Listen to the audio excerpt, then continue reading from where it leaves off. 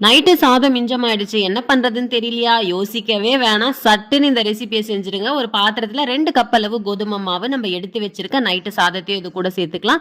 தேவையான அளவு உப்பு, கொஞ்சமா காரத்துக்கு மிளகாய் தூள், கொஞ்சமா கரம் மசாலா, ஒரு 1 டேபிள் ஸ்பூன் அளவு சீரகம் சேர்த்துக்கலாம். கட் பண்ணி வச்சிருக்க கொத்தமல்லி தழையும் இது கூட சேர்த்து நல்லா எல்லா இடத்துலயும் படுற மாரி நல்லா மிக்ஸ் பண்ணி எடுத்துக்கோங்க. வழக்கமா நீங்க சப்பாத்தி மாவுக்கு எப்படி பிசைவீங்க? அதே மாதிரி கொஞ்சம் கொஞ்சமா தண்ணி விட்டு நல்லா பிசைஞ்சு லாஸ்ட்டா 2 டேபிள் ஸ்பூன் எண்ணெயை விட்டு மாவை 10 நிமிஷம் ஊற வச்சு வழக்கமா நம்ம சப்பாத்திக்கு எப்படி தேய்ப்போமோ அதே மாதிரி தேய்ச்சி நல்லா சூடா இருக்கிற தோசைக்கல்ல 2 சைடும் திருப்பி திருப்பி போட்டு சுட்டு எடுத்தீங்கன்னா லெஃப்ட் ஓவர்ல செஞ்ச சப்பாத்தின்னு யாருமே நம்ப மாட்டாங்க. ஏன்னா வாசனை செம்ம டக்கரா இருக்கும். மறக்காம இந்த ரெசிபியை நீங்களும் ட்ரை பண்ணி பாருங்க.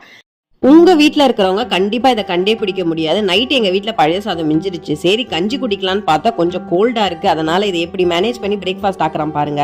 தேவையான அளவு மிளகாய் தூள், உப்பு சேர்த்து கையாலேயே மிக்ஸ் பண்ணி தனியா இந்த சாதத்தை எடுத்து வச்சுக்குவோம். இப்போ ஒரு கடாயில எண்ணெய், கடுகு, கொஞ்சமா கடலை பருப்பு, உளுந்து, சீரகம், தட்டி வச்சிருக்க பூண்டு, கருவேப்பிலையை சேர்த்து நல்லா வதக்கி எடுத்துக்கலாம். ஒரு ஆனதுக்கு அப்புறமா கலந்து வச்சிருக்க சாதத்தையும் இது கூட சேர்த்து நல்லா மிக்ஸ் பண்ணிக்கோங்க. ஒரு 3 நிமிஷம் போல மிக்ஸ் பண்ணிட்டு கேஸ் ஆஃப் பண்ணிட்டு நீங்க பரிமாறினீங்கன்னா கண்டிப்பா இது நைட்டு வச்ச மிஜ சாதத்துல செஞ்சதுன்னு யாராலுமே கண்டுபிடிக்க முடியாது. ஏன்னா டேஸ்ட் செம்ம அல்டிமேட்டா இருக்கும்.